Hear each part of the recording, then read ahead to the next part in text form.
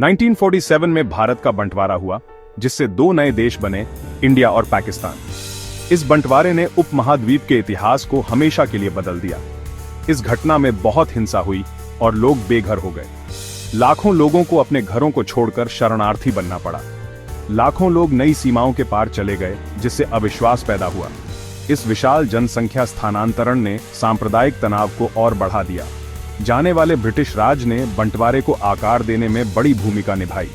उनकी जल्दबाजी और अपर्याप्त योजना ने स्थिति को और जटिल बना दिया। संसाधनों और इलाकों के जल्दबाजी में बंटवारे ने तनाव बढ़ा दिया। इसने दोनों देशों के बीच आर्थिक और सामाजिक असमानताओं को जन्म दिया। बंटवारे ने दर्द और विस्थापन की विरासत छोड़ी। यह दर्द पीढ़ियों तक महसूस किया गया और आज भी इसकी गूंज सुनाई देती है।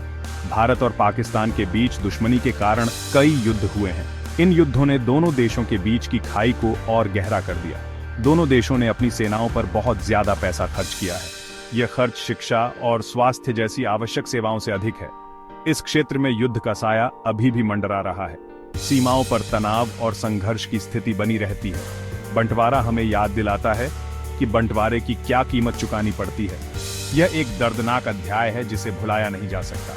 यह बातचीत, सुलह और शांतिपूर्ण सह अस्तित्व की जरूरत पर जोर देता है। दोनों देशों के बीच संवाद और समझ की आवश्यकता है। समझ और सहानुभूति एक और शांतिपूर्ण भविष्य बनाने में मदद कर सकती है। यह समय है कि हम अतीत से सीखें और एक बेहतर भविष्य की ओर बढ़ें। 1948 में इजराइल के निर्माण ने दुनिया के नक्शे को बदल दिया। यह एक ऐतिहासिक क्षण था जिसने वैश्विक राजनीति को नया रूप दिया। यह ज़ायोनी आंदोलन की महत्वाकांक्षाओं की परिणति थी। यह आंदोलन 19वीं सदी के अंत में शुरू हुआ और यहूदियों के लिए एक राष्ट्रीय घर की स्थापना का लक्ष्य रखता था। हालांकि इसने मध्य पूर्व में एक लंबा संघर्ष शुरू कर दिया। अरब देशों ने इजराइल के निर्माण का विरोध किया और यह विरोध हिंसक संघर्षों में बदल गया। नकबा के दौरान फिलिस्तीनियों के विस्थापन ने लंबे समय तक नाराजगी पैदा की। लाखों फिलिस्तीनी अपने घरों से बेघर हो गए और शरणार्थी बन गए। इजराइल का निर्माण शीत युद्ध की शक्ति के साथ जुड़ा था। इस क्षेत्र में वैश्विक शक्तियों का प्रभाव बढ़ गया। अमेरिका और सोवियत संघ ने अलग अलग पक्षों को समर्थन दिया। दोनों महाशक्तियों ने अपने अपने हितों के लिए मध्य पूर्व में हस्तक्षेप किया। इस बाहरी भागीदारी ने मध्य पूर्व को युद्ध का मैदान बना दिया। बाहरी शक्तियों के हस्तक्षेप ने संघर्ष को और जटिल बना दिया। अरब इजराइल संघर्ष में युद्ध और अशांत शांति के कई दौर देखे गए हैं। शांति वार्ताओं के बावजूद स्थायी समाधान नहीं मिल सका।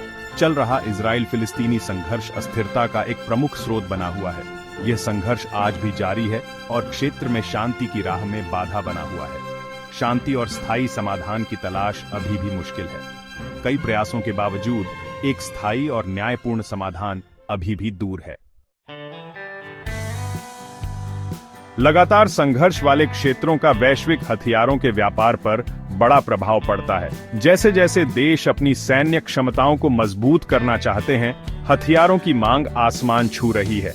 इसने हथियार बनाने वालों, खासकर पश्चिमी देशों के लिए एक बड़ा बाजार तैयार किया है। अमेरिका दुनिया का सबसे बड़ा हथियार निर्यातक बनकर उभरा है।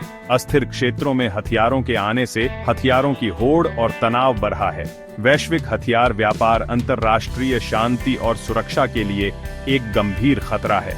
हथियारों के व्यापार में ज्यादा पारदर्शिता और जवाबदेही की जरूरत है। ध्यान संघर्ष की रोकथाम और शांतिपूर्ण समाधानों पर होना चाहिए। आजादी के बाद से भारत को एक जटिल भू राजनीतिक परिदृश्य से गुजरना पड़ा है। बंटवारे और पाकिस्तान के साथ संघर्ष ने इसकी विदेश नीति को प्रभावित किया है। शीत युद्ध के दौरान भारत ने गुटनिरपेक्षता की नीति अपनाई।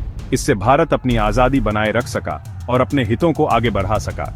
शीत युद्ध के बाद के दौर में भारत ने अमेरिका और अन्य पश्चिमी ताकतों के साथ घनिष्ठ संबंध बनाने की कोशिश की है। भारत के आर्थिक विकास ने विभिन्न क्षेत्रों के साथ जुड़ाव बढ़ाया है। गुटनिरपेक्षता और शांतिपूर्ण सह अस्तित्व के इसके मूल सिद्धांत स्थिर हैं। भारत का बंटवारा और इजराइल का निर्माण दोनों ही घटनाएं इतिहास के महत्वपूर्ण मोड़ हैं। उपनिवेशवाद की विरासत को उजागर करते हैं, जिसने इन क्षेत्रों में गहरे निशान छोड़े हैं। ये घटनाएं दक्षिण एशिया और मध्य पूर्व के भू राजनीतिक परिदृश्य को आकार देती रहती हैं। हिंसा और विस्थापन जो आज भी जारी हैं, बंटवारे की मानवीय कीमत के बारे में एक चेतावनी के रूप में काम करते हैं। लाखों लोग अपने घरों से बेघर हो गए। लगातार तनाव ऐतिहासिक शिकायतों को दूर करने की चुनौतियों को दर्शाता है। ये तनाव आज भी हमारे समाजों को प्रभावित करते हैं।